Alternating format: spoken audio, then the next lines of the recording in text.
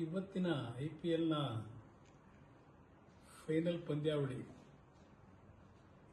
ಕರ್ನಾಟಕದ ಪ್ರತಿಯೊಂದು ಕ್ರೀಡಾಪಟುಗಳು, ಪ್ರತಿಯೊಬ್ಬ ನಾಗರಿಕರು ಈ ಬಾರಿಯ ಕಪ್ ನಮ್ಮದೇ ಅಂತಕ್ಕಂಥ ಒಂದು ಆಶಾಭಾವನೆಯಿಂದ ಹಲವಾರು ದೇವಸ್ಥಾನಗಳಲ್ಲಿ ಪೂಜೆಗಳನ್ನು ಮಾಡಿ ಈ ಬಾರಿ RCB ತಂಡ ಗೆಲ್ಲಲೇಬೇಕು ಅಂತಕ್ಕಂಥ ಪ್ರಾರ್ಥನೆಯನ್ನು ಸಲ್ಲಿಸಿದಂಥದ್ದು ಕಳೆದ 2-3 ದಿನಗಳಿಂದ ನಾವೇ ನಿರಂತರವಾಗಿ ನೋಡಿದ್ದೇವೆ.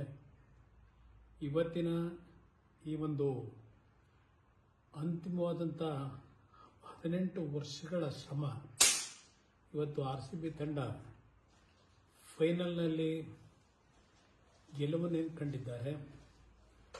RCB ತಂಡದ ವಿಶೇಷವಾಗಿ ವಿರಾಟ್ ಕೊಹ್ಲಿಯವರು ನಿರಂತರವಾಗಿ 18 ವರ್ಷಗಳ ಕಾಲ RCB ತಂಡ ಕ್ರೀಡೆಯಲ್ಲಿ ಗೆಲ್ಲಲಿ ಸೋಲಿ ಒಬ್ಬ ಕನ್ನಡ ನಾಡಿನ ಜವಾಬ್ದಾರಿ ನಿರ್ವಹಿಸಿ ಕ್ರೀಡಾ ರಂಗದಲ್ಲಿ, ಅದರಲ್ಲೂ ಕ್ರಿಕೆಟ್ ರಂಗದಲ್ಲಿ ನಿರಂತರವಾಗಿ ಅಂತಿಮವಾಗಿ ಯಶಸ್ಸನ್ನು ಕಂಡಿದ್ದಾರೆ.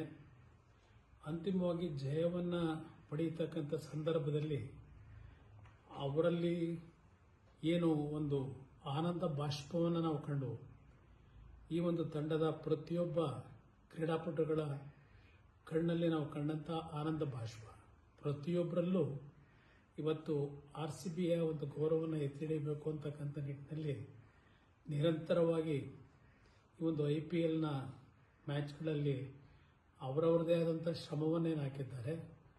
ಇವತ್ತು RCB ತಂಡದ ಪ್ರತಿಯೊಬ್ಬ ನಮ್ಮ ಕ್ರೀಡಾಪಟುಗಳಿಗೆ ಹೃದಯ ತುಂಬಿದ ಅಭಿನಂದನೆಗಳನ್ನು ಸಲ್ಲಿಸ್ತೀನಿ.